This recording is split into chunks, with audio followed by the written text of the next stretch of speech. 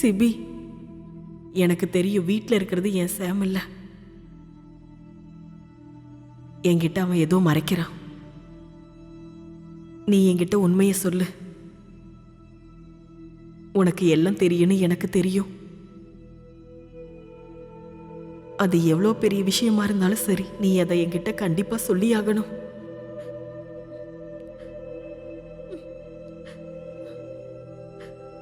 கடவுளே,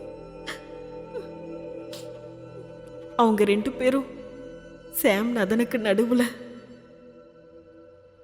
சிபி, கர்த்தாவே. அம்மா அழாதீங்க. நீங்களே இப்படி கஷ்டப்பட்டா எப்படி? நம்மக்கிட்ட இதை பற்றி எப்படி சொல்கிறதுன்னு சாமனா எவ்வளோ கஷ்டப்பட்டிருப்பாரு.